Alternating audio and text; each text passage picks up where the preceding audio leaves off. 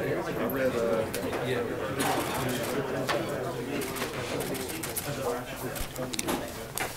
thanks for coming. Please be sure you pick up all the handouts on your way out if you hadn't already done it.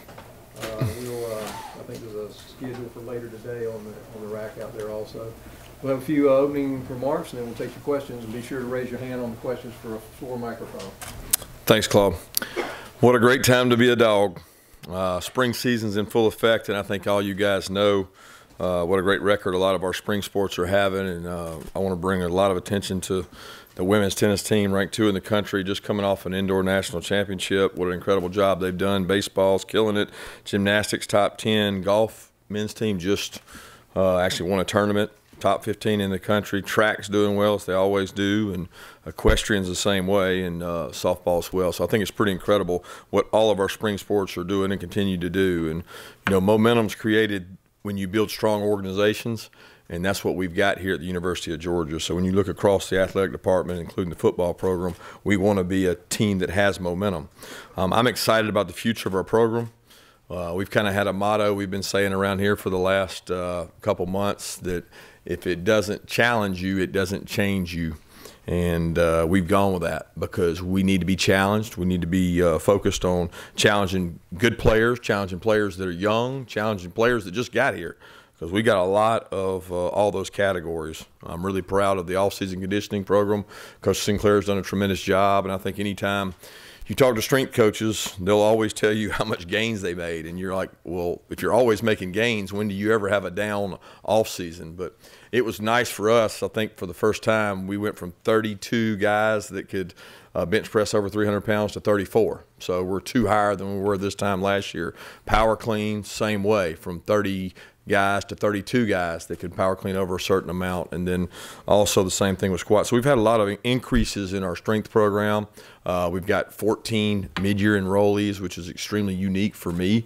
I don't know that I've ever been part of a program that had 14 mid-year enrollees. Unfortunately, a couple of those guys are unable to go through spring ball with injuries. But the off-season conditioning program was great. We had really good energy, and now we're kind of moving to that phase of spring practice. And I know the players are so excited to get out there and go practice, because there's only so much you can do in the weight room and in conditioning and in walkthroughs before you're ready to go play with the football. And that's what these guys love to do. So we've got a few guys with injuries that'll be out this spring. I'd like to go through those, but I'm sure if I don't hit one, or if there's somebody you want to ask about, feel free to ask. But we've got several guys that'll be out. Mikhail Carter had shoulder surgery, had a labor repair, so he'll be out. Everybody knows about Ryan Davis coming in, one of our mid-year enrollees who had the knee injury, and he's had surgical repair. Rylan Goday will be out.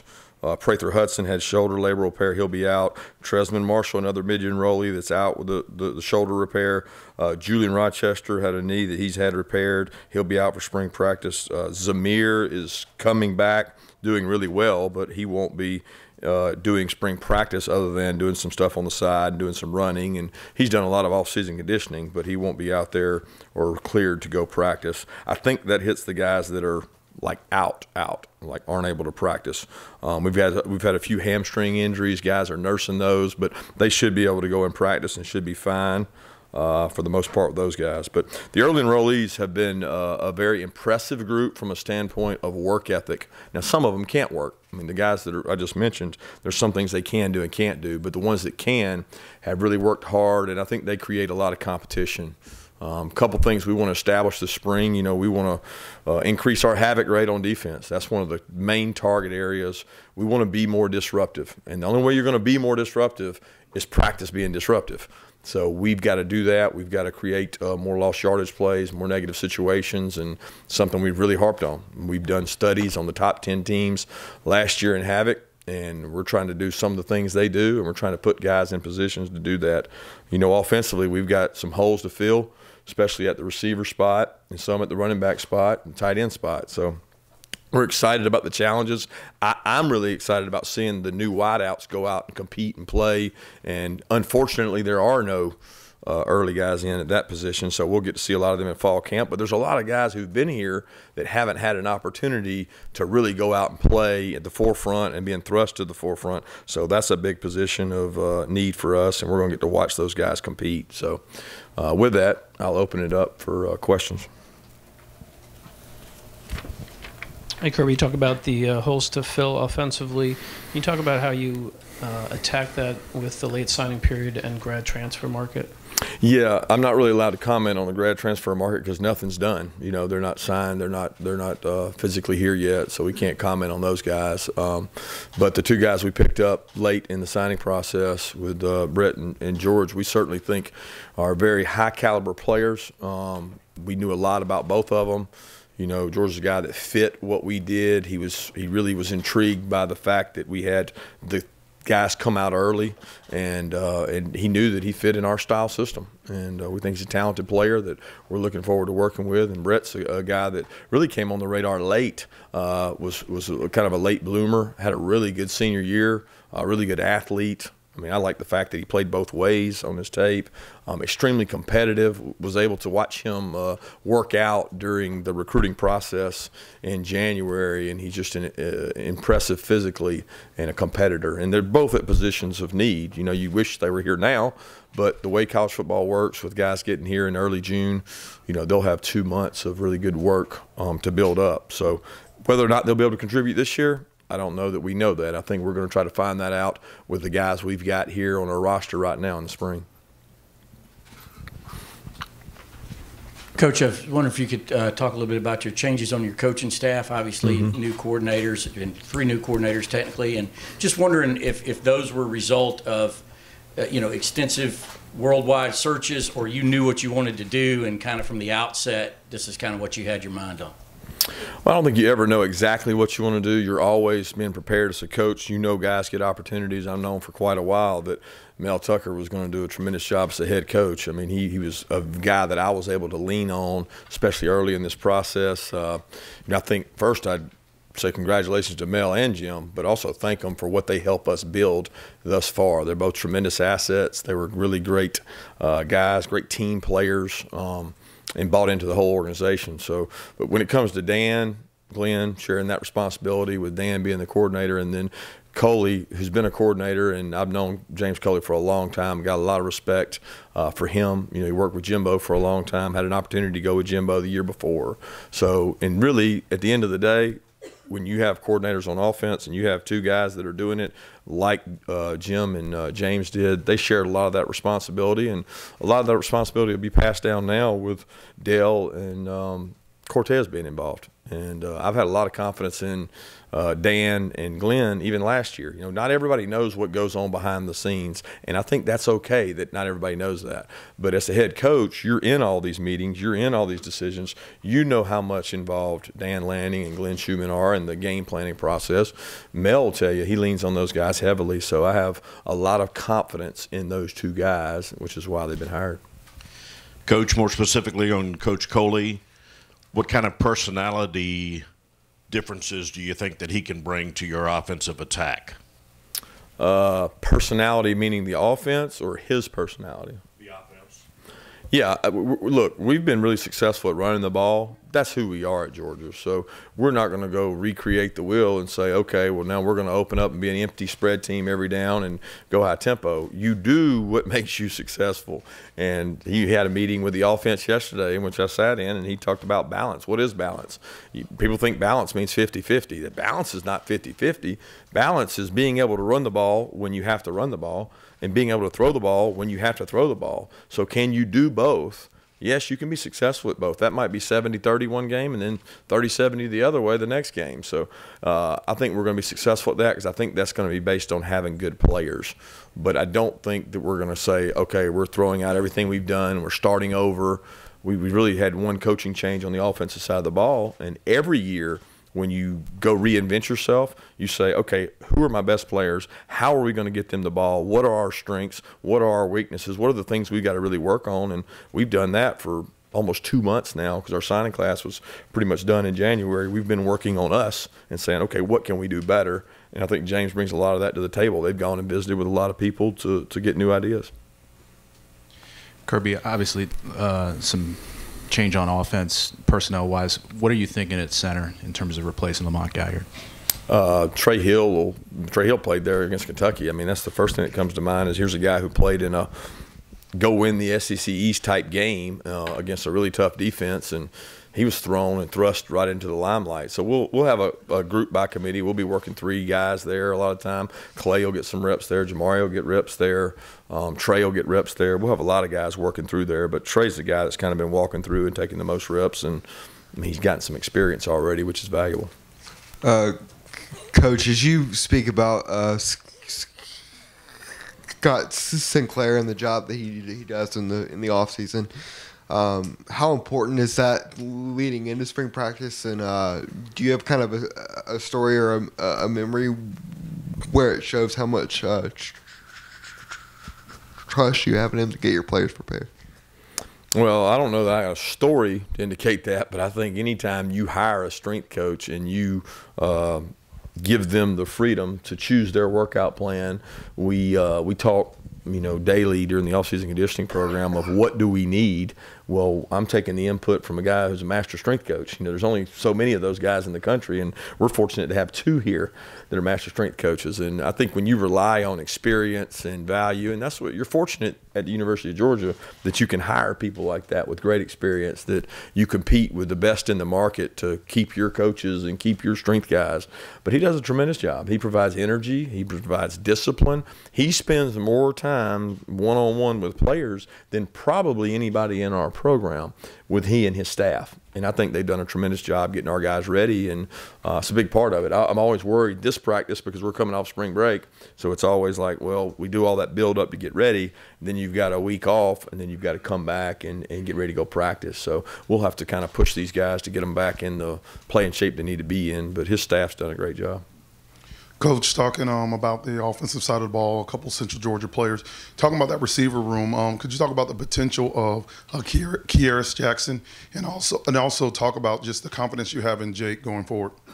Yeah, I think it's going to be a common theme. You guys are going to ask me 1,000 times about the receivers over the next whatever number of days this is. I think Kearis is a guy that's going to have to come out, compete, and he's going to get plenty of opportunities, because when you look at the production gone, who's going to replace that production? Well, the first in line are the guys that are here right now, not necessarily the 3 or 4 guys that are coming in. So I'm extremely excited about Kearis' work ethic. He was a guy that was really in the rotation last year, and then all of a sudden had a hamstring in camp, and it kind of held him back. But I'm excited to see what he does, and there's a lot of other wideouts I could say, and hey, these guys are going to go out there and have we're going to find out what they're about. We're going to see if they can go out and compete and go against the best and make plays. But excited about Jake, the growth he's been able to give us. He's really been tremendous help for the other 2 quarterbacks that are here. And obviously we've got a lot of confidence in Jake, in our offensive system, and his understanding of running the thing.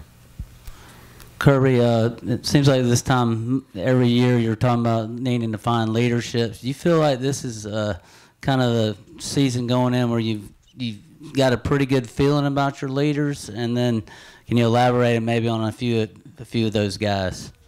Yeah, I've never felt great about leadership at this point in time. I didn't feel great 2 years ago. I didn't feel great last year. I think you can't find true leadership, and you can't manipulate it. You can't make it happen. So it happens through adversity, and you have to create the adversity. So in all season, we try to create adversity. Hey, something happened. We had a turnover. We got to go back out here and do this on some kind of conditioning drill. But you never get to really do that until adversity strikes, which adversity – the first time it really happens is in spring ball, when you're out there scrimmaging and something goes wrong and they hit a play. How are you going to respond? You get tired of practicing. They practice 8 or 9 or 10. Who's going to respond? Who's going to lead? I think we've worked really hard on that, but I think that has to reveal itself. I don't think you can appoint leadership. Now, we've got guys who've played a lot of games around here. That doesn't make them a good leader.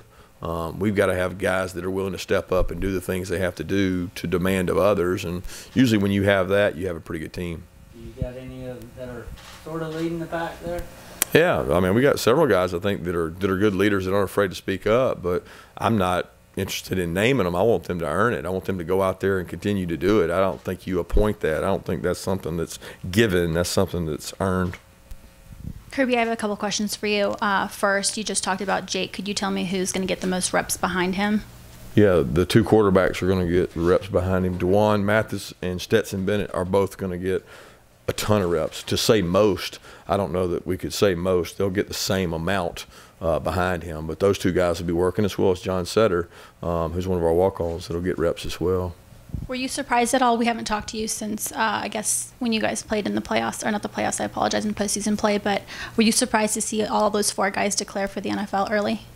I don't know that surprised would be the right word. Certainly very thrilled for the future of their careers. We're looking forward to see how they do. They've got a huge day tomorrow, so they'll be doing their pro days here. I followed each one of them, communicated with each one of them, and we as a coaching staff and really organization are pulling really hard for those guys. The best thing that can happen for us is for each one of those guys to be drafted as high as possible and for our program, and we're looking forward to having a hell of a draft because we've got a potential to have a lot of guys drafted. So the better those guys do tomorrow, the better the chance is of that. Yeah, Coach, you mentioned the injuries off the top. I wanted to follow up on James Cook and David Marshall. Can you tell us what their status is? Yeah, James will be fine. He's cleared. He's good to go with practice. He got injured early in the bowl practice, was unable to play in the bowl game, had an ankle injury similar to the one Tua had. It was a little bit worse than Tua's, but they did a great job over in Birmingham. Special surgery they put together to help him. It's really a bad version of a high ankle sprain, but the new surgery they're doing has worked great on him. He's been able to run in the off-season conditioning program. He's been cleared. He's done 7-on-7s. He's going to be out there ready to go today, so we're pleased with where he is. David Marshall, coming off Liz Frank injury he had last year, will be cleared, but not completely cleared. Like, you won't see him out there today with you guys. He just had his screws taken out, so he'll be back before the end of spring. Just not sure exactly which day. Coach, you kind of mentioned that tight end room for you guys is getting a little smaller. What are you looking for out of that position group this spring in particular? Well, we get a chance to replace a really good player. I mean, Isaac Nada, I think Charlie's ready to step up. He's been a great leader. Charlie does an unbelievable job on our special teams. He's really athletic. And, I think Fitzpatrick had a good offseason. So we're going to find out what he can do. We've got some guys working at that position we're going to get to look at, and then we've got guys coming in that we think are going to help us at that position as well. But it's always the same thing's always there for the tight end. Jake has a comfortable relationship with Charlie. He feels good with him. We've got to find the best 11 players to put on the field, whether that's 2 tight ends, 1 tight end, or no tight ends. That's going to be dictated off the health of other players as well as the growth of the tight ends in our offense. Coach, ask a follow-up question about Zamir White and his recovery. How does his rehab compare to the first time he hurt his leg? And ultimately, I mean, what do you hope and believe how much he'll be able to contribute to your ball team?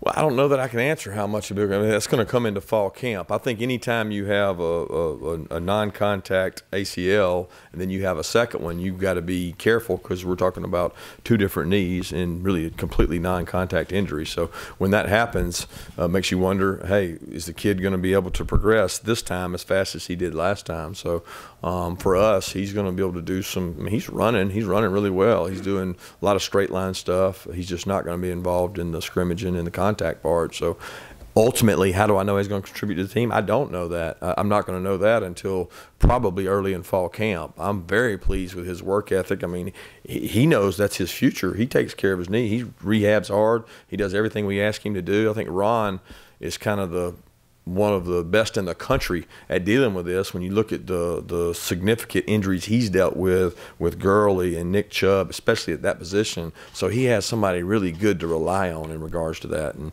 Samir's managed that really well. Kirby is back here. Has your on-the-field fights with Alabama and your recruiting fights with Alabama damage your relationship with Nick? Absolutely not.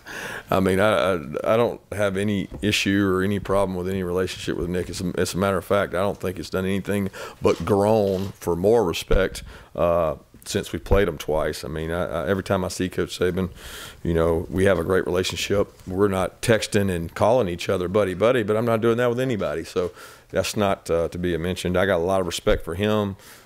I wouldn't be where I am today without him, and there's no problem with our relationship. We have time for 2 more questions. was going to ask you about Charlton Warren in terms of your history with him. Did you know him through coaching circles, and how did he come on your radar for this job?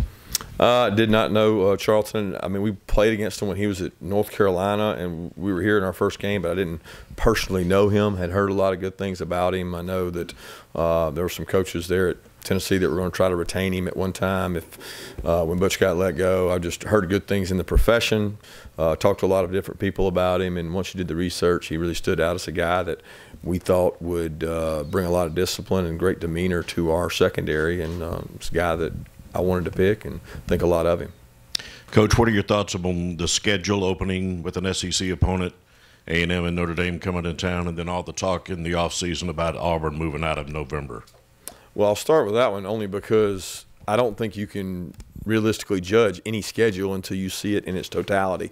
So we haven't seen the SEC schedule for 2020, and to be honest with you, I am a lot more worried about 2019 than I am 2020. So that's our focus here, and that's the main thing we're concerned with. As far as opening with a really good, talented Vanderbilt team, I think it gives you that ability to have the first game of the year mean something, to be excited about it, to say, okay, we're going to go out here and get to play an SEC opponent. It gives your off season, especially your last 2-3 weeks of camp, a lot more excitement. And then obviously the two home games we're excited about. We love home and homes. That's something that we want to be able to do, is bring great programs to Athens and have games played here in Athens, which are important to me and scheduling. Thank you. Thanks.